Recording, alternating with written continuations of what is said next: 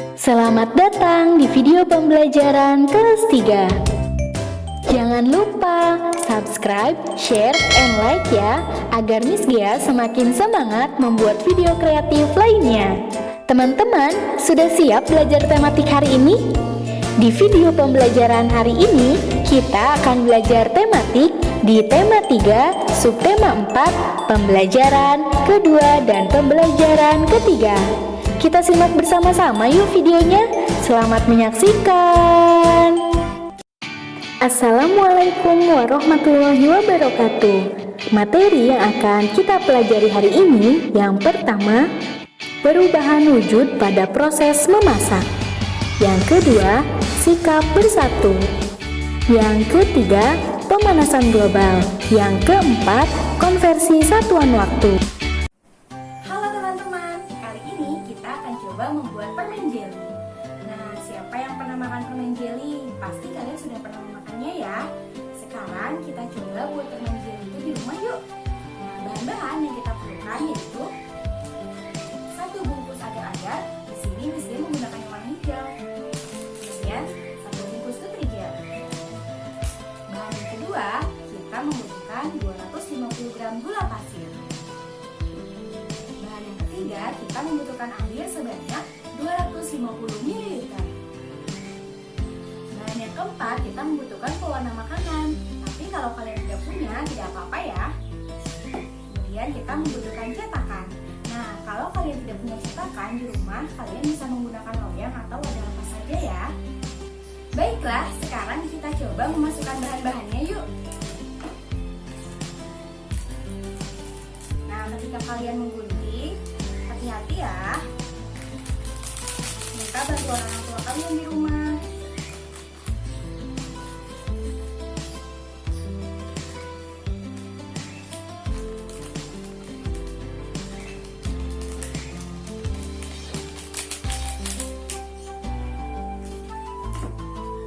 Kita masukkan gulanya ya.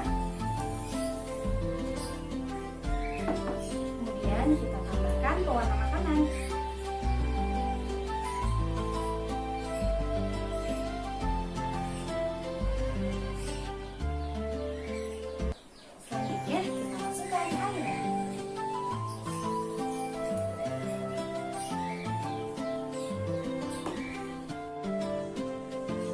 Baiklah, selanjutnya kita masak menggunakan api kecil ya teman-teman, jangan terlalu besar.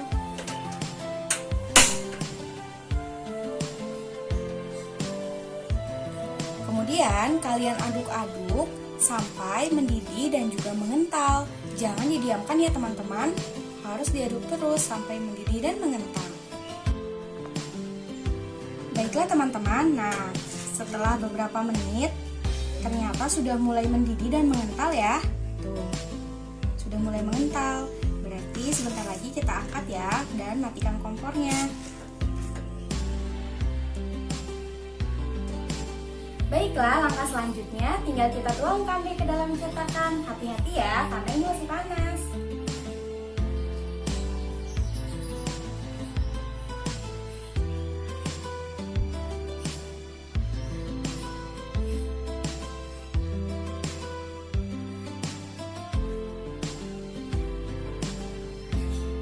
Tidak apa-apa ya teman-teman, nanti tinggal kita ratakan saja.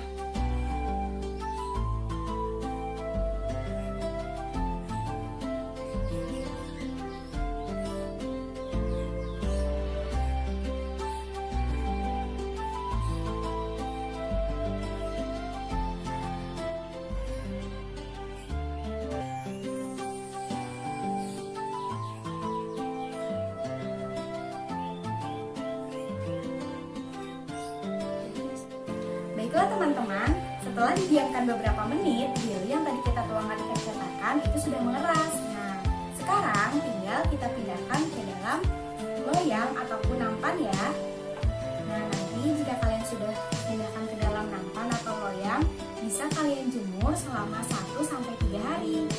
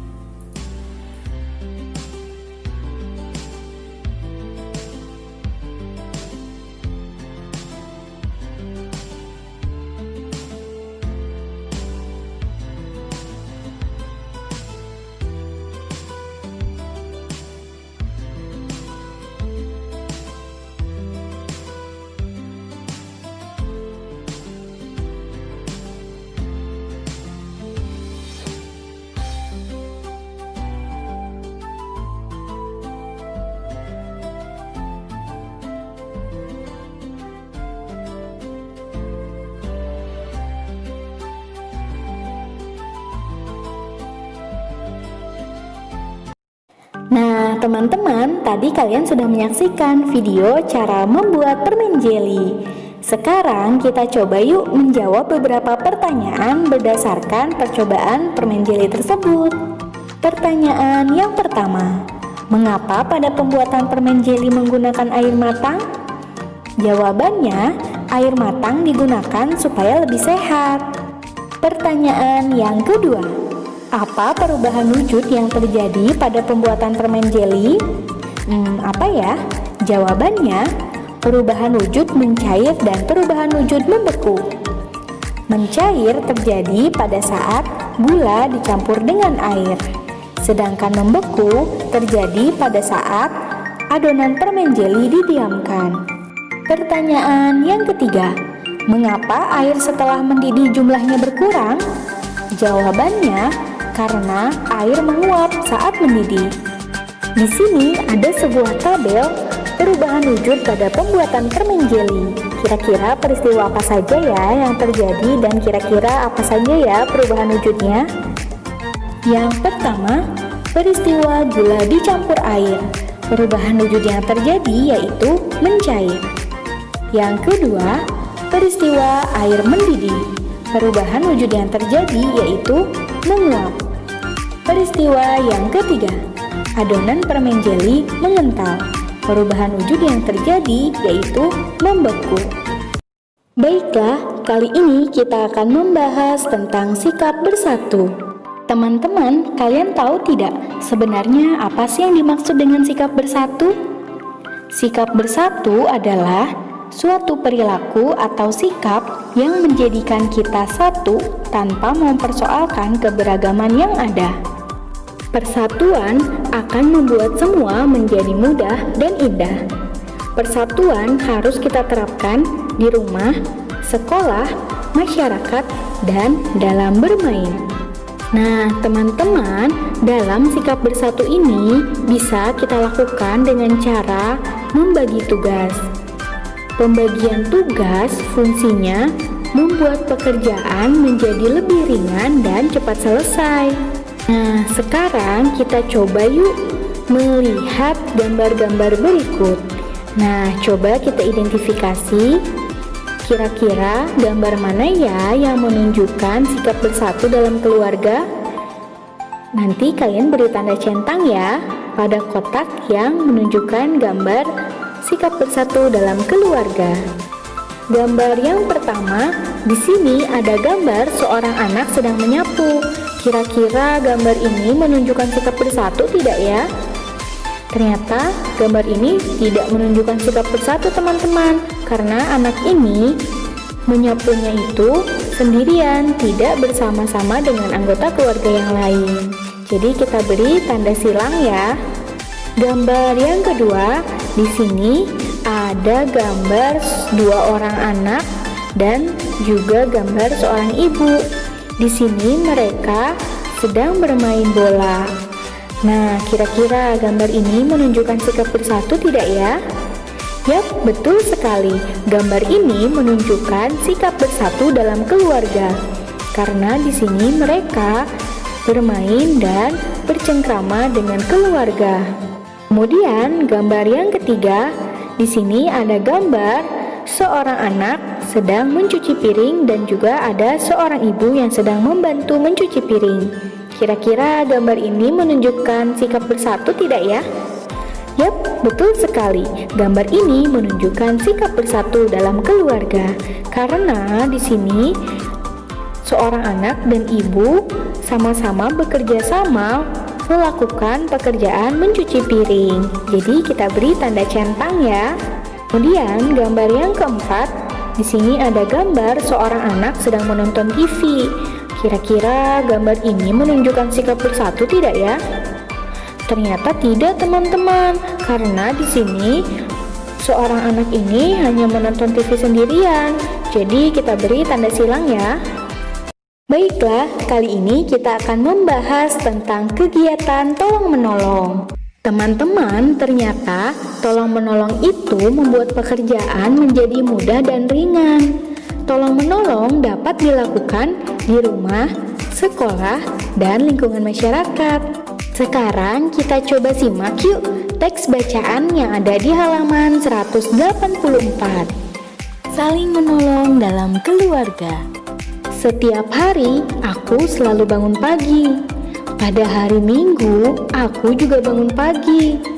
Setelah bangun tidur, aku merapikan kamar.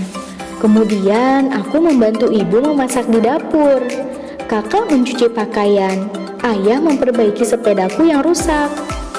Setelah selesai memasak, ibu mengajak kami berkumpul di meja makan.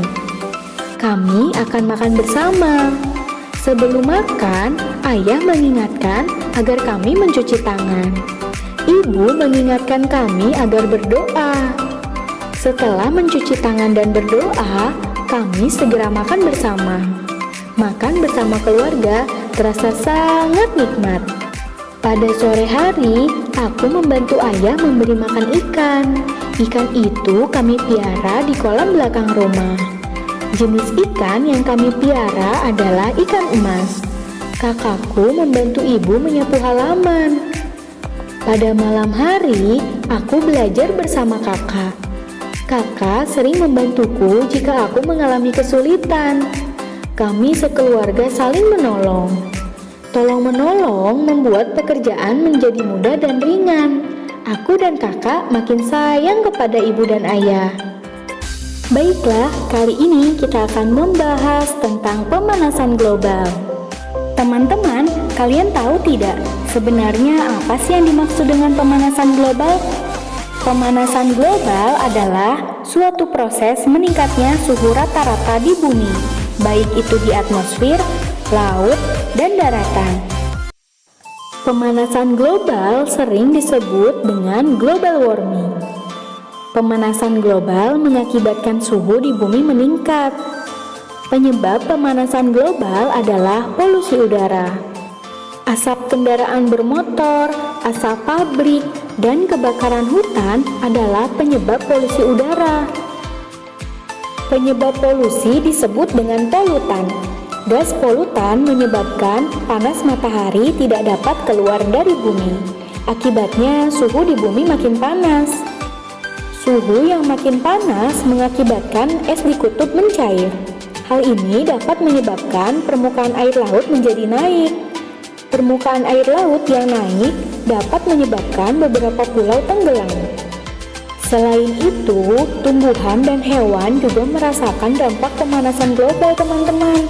Banyak hewan dan tumbuhan yang sulit beradaptasi. Hewan dan tumbuhan itu dapat mengalami kepunahan.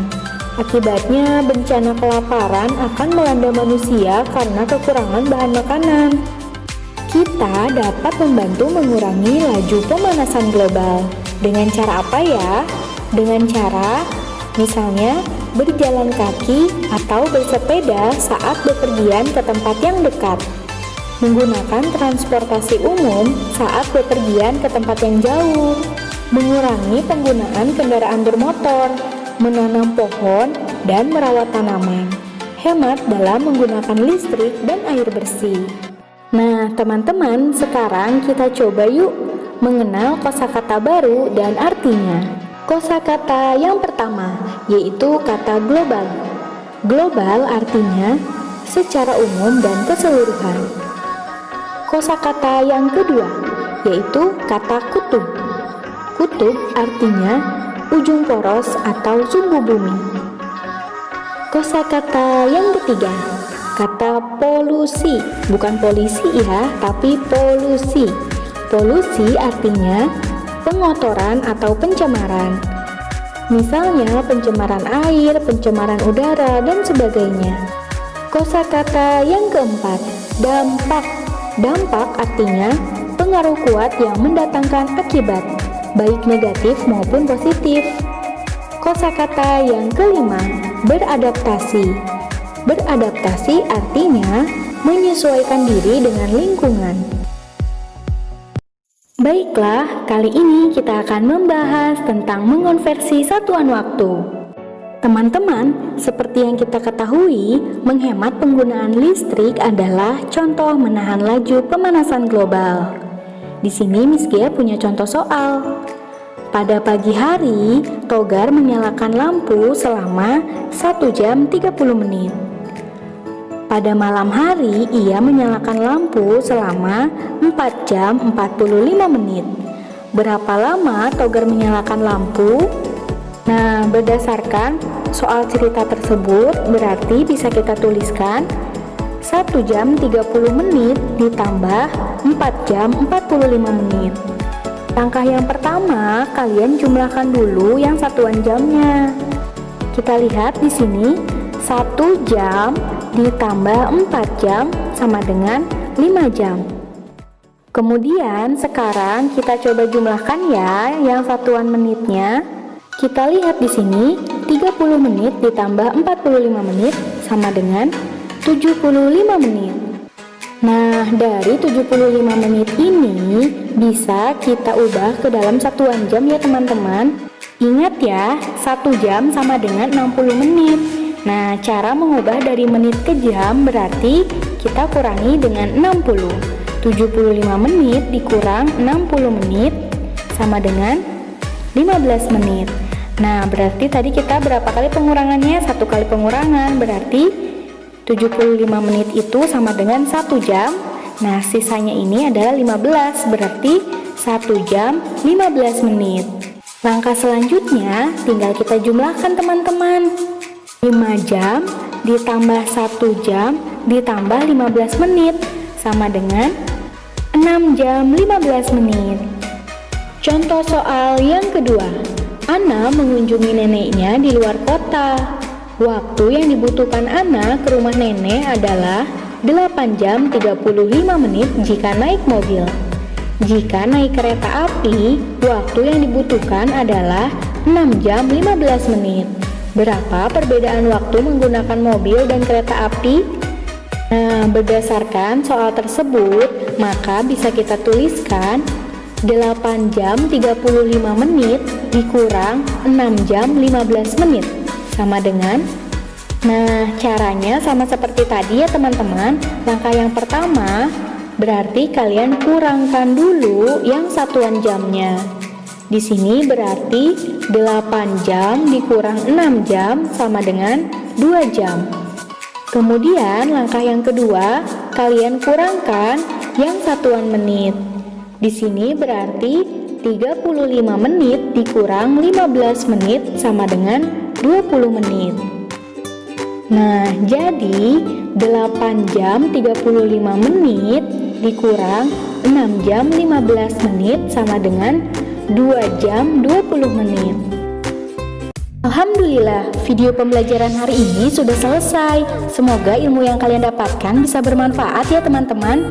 Terima kasih sudah menonton video pembelajaran hari ini. Sampai jumpa di video pembelajaran selanjutnya.